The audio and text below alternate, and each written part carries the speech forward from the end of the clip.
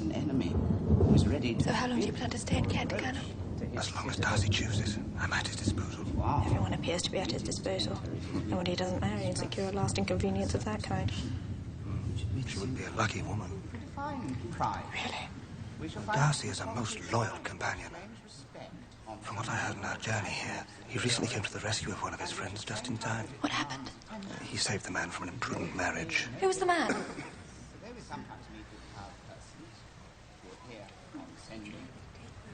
His closest friend, Charles Bingley.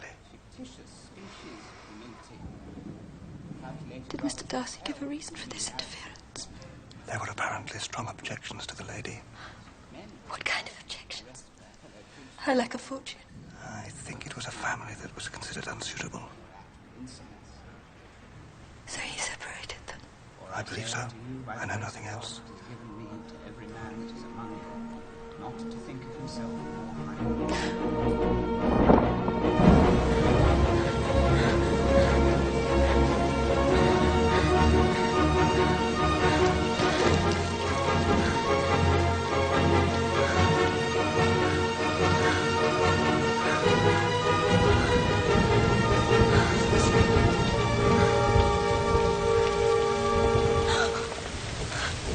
Miss Elizabeth, I have struggled in vain and I can bear it no longer. These past months have been a torment. I came to Rosings with the single object of seeing you. I had to see you. I have fought against my better judgment, my family's expectation, the inferiority of your birth, my rank and circumstance, all these things, and I'm willing to put them aside and ask you to end my agony. I don't understand. I love you.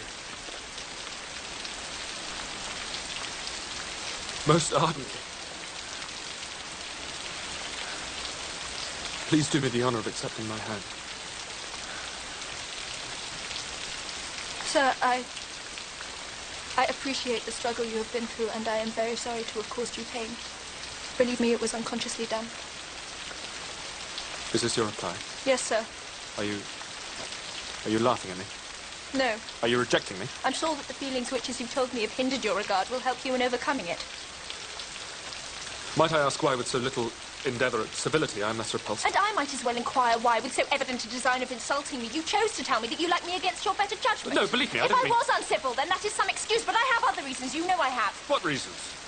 Do you think that anything might tempt me to accept the man who has ruined, perhaps forever, the happiness of a most beloved sister? Do you deny it, Mr. Darcy? That you separated a young couple who loved each other, exposing your friend to the centre of the world for caprice, and my sister to its derision for disappointed hopes, and involving them both in misery of the acutest kind? I do not deny it. How could you do it? Because I believed your sister indifferent to him. Indifferent? I watched them most carefully and realised his attachment was deeper than hers. That's because she's shy. Bingley, too, is modest and was persuaded she didn't feel strongly Because for him. you suggested it. I did it for his own good. My sister hardly shows her true feelings to me.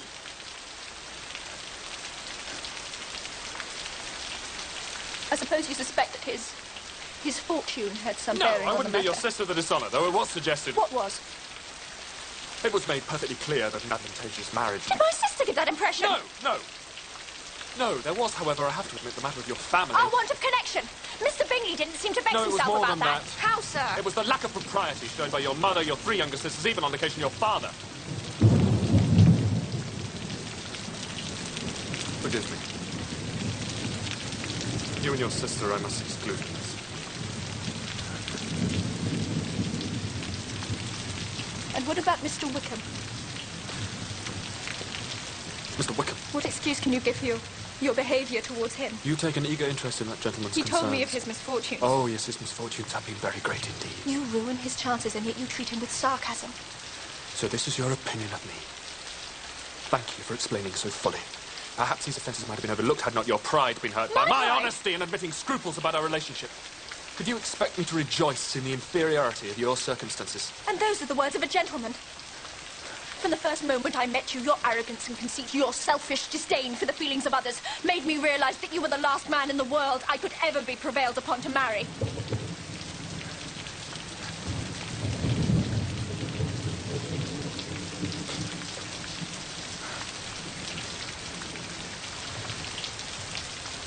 Forgive me, madam, for taking up so much of your time.